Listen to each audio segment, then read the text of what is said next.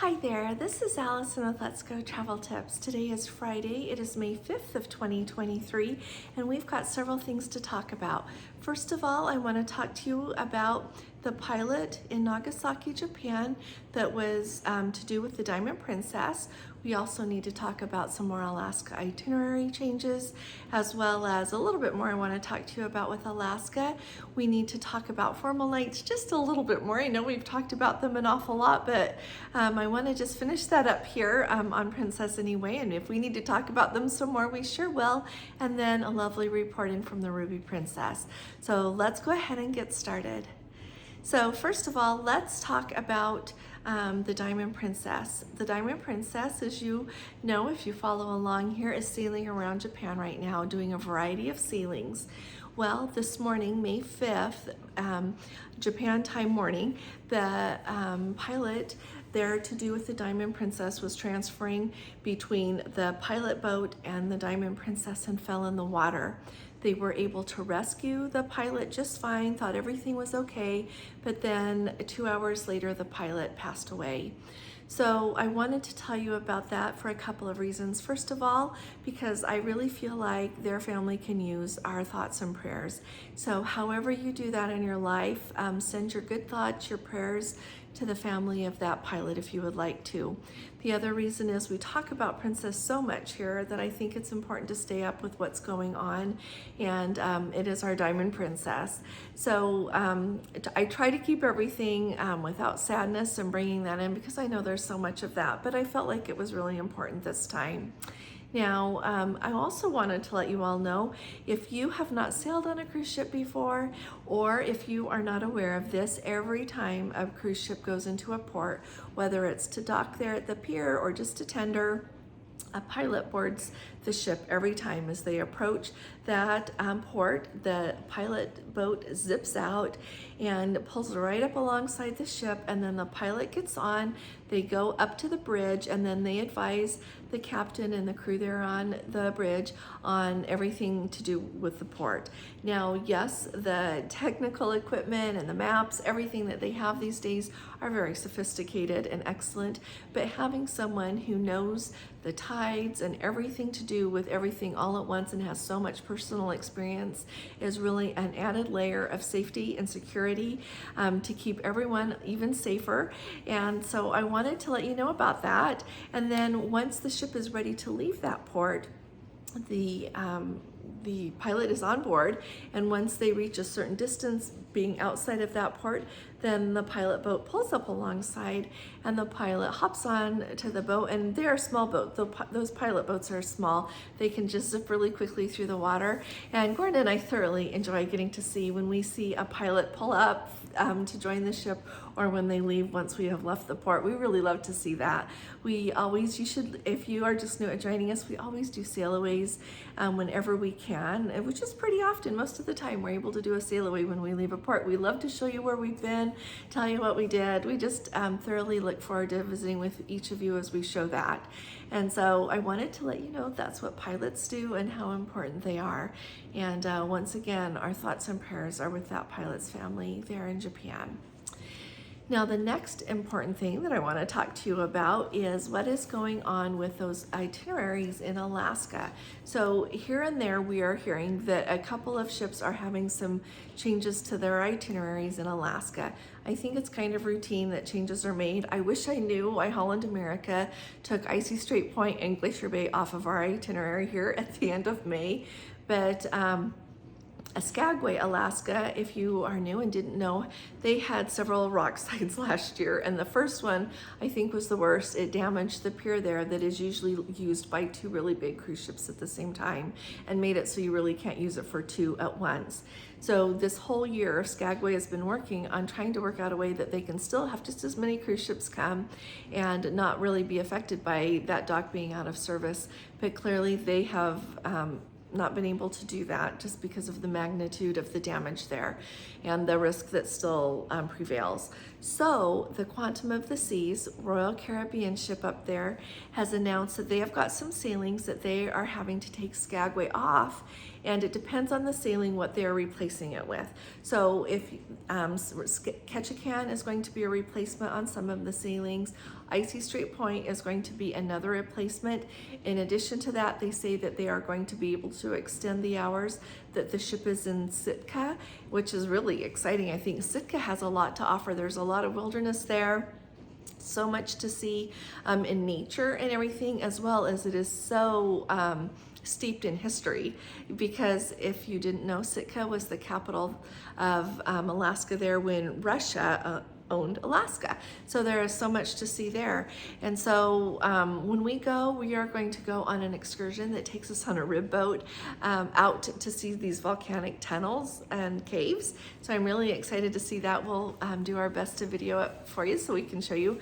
And then we're going to walk around Sitka so that we can go to the Russian Orthodox, the church there, and just try to see as much as we can. So having a little bit more time in Sitka, I think, is not a bad thing. And of course, Ketchikan is always a good idea. And so don't feel bad if your itinerary got changed.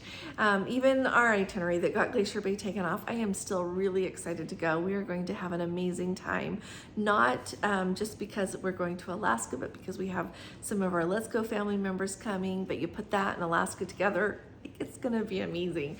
So wanted to bring you up to date on that. And so the sailings of the Quantum of the Seas that are going to be affected is the May 15th and 22nd. Then in June, the sailings on the 12th and the 19th. In July, the 10th, the 17th, and the 24th. And then the September 11th sailing. So that's a lot. So if any of you are on those sailings, let us know in the comments. And also let us know what the changes are so everyone can kind of be up to date. If you're sailing on Holland America or Norwegian or Princess, whoever, or Carnival, whoever you're sailing on, let us know, because sometimes people's emails with these changes just go to spam or they don't receive them, and it's really good to be up to date on everything that's going on. So wanted to make you aware of that. The next thing that I wanted just to talk to you about really quick is formal nights, a little bit there on Princess. So we've been talking about formal nights a lot the last few days because Princess is making big changes to that. Now, I've heard from so many of you in the comments and lots of emails that on that second formal night, it sounds like overall they are really starting to call it Dress to Impress, and it is a white and gold night. The cruise passengers are invited to dress in white or gold, or white and gold, to celebrate and just have a fun time. But do be aware that if you don't have something white or gold, or you don't want to take it with you, it's okay. Still go to everything. Go to whatever is planned that evening that you would like to participate in, and you'll have a lovely time. I know on some of the other cruise lines, like I have heard that they'll have like a white hot party, they call it, where they invite everyone to wear white. You can go even if you don't wear white, and you can just have as much fun as the people wearing white. So I don't want anybody to feel like they can't go or have as good a time just because they don't have what they think is the right thing to wear, okay? Don't worry about that. But for those of you that want to get something white or gold and be ready to go and wear it and have a fun time, I just thought it would be really useful to know that it sounds like across the board on several of the cruise ships, people are telling me, reporting in, that that's what they're doing. So I thought it would be kind of fun to make you aware of that. The last thing that I wanted to let you know about here is the Ruby Princess. We've got Let's Go family members who are on the Ruby Princess, and they were kind enough to send me an update. And so they said that first of all, you know, the Ruby Princess has been sailing out of Galveston, and then she went through that Panama Canal and around California for that repositioning cruise. And so I wanted to make sure that you know that historically we have heard that there are a little bit of embarkation problems there, that it is often slow. So apparently the week before this sailing, they embarked from Pier 27. This last week was at Pier 39. It was a little bit disorganized, but everybody had to wait outside. And so I know that's hard on some people, so be prepared. If you are going to go on a sailing on the Ruby Princess, just know that it might be a little bit slow there going out of San Francisco, okay? They finally got on though, and they did have, we've heard a lot about, I keep calling this the year of the wind. I guess 2022 is a little bit the year of the wind as well, but just not necessarily a calendar year, but we have heard of so much trouble with the wind, rough seas, both in the Pacific there, people reporting in, as well as in the Caribbean, people missing ports and everything due to the wind. And they did have a windy start, but I love, she says, that it was absolutely beautiful. The sunrise the next morning was so beautiful, and things have calmed down. They, like other people, they bid for an upgrade. It got accepted. I am hearing a lot of people saying that they bid that minimum that Princess will allow to upgrade to their to whatever stateroom category they want to upgrade to, and it's being accepted. So if you kind of would even like to get an upgrade, it sounds like you can bid either the lowest or pretty close to the lowest, and it'll be accepted. Of course, that's going to be varying, by sailing and what the availability is, but it's worth a try if you would really like to upgrade, and that lowest amount is what's in your budget. I would say definitely give it a try, because it seems like it'll really work.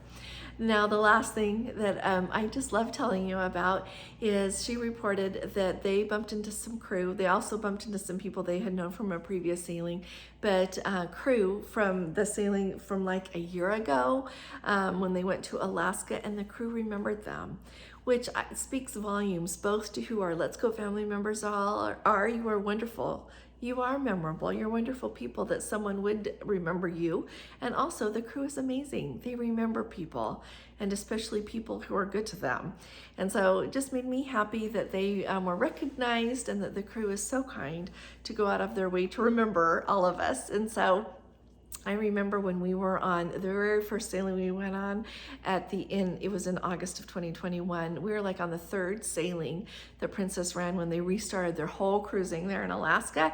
And the photographer remembered us, and he remembered us from, I think it was from 2019, in July of 2019.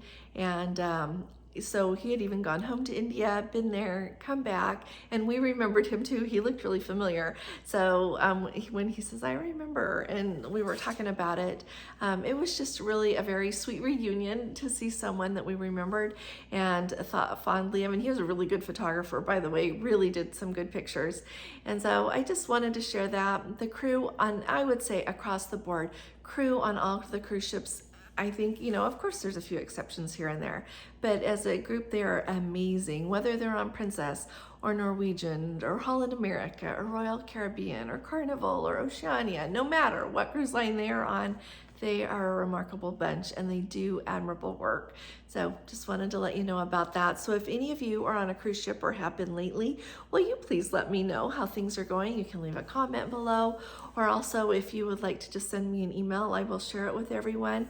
I really appreciate you all taking the time to do that, because it helps keep us all informed. If you haven't subscribed to our channel yet, would you please subscribe? Just hit that subscribe button and that little bell next to it. If you click on that, then you will get an email, or if you're looking at your phone and you have your notifications for YouTube turned on, you'll just get a little banner there that will let you know every time we upload a video or go live, so that you don't miss out on anything that you need to know about going on a cruise or preparing to go on a cruise. It's just wonderful. And I think that the second best thing to going on a cruise is talking about going on a cruise. So thank you all very much. If you appreciate these updates, would you please give this video a thumbs up? And I will be talking to you all again really soon. You all take really good care. God bless you. Love you. Bye-bye.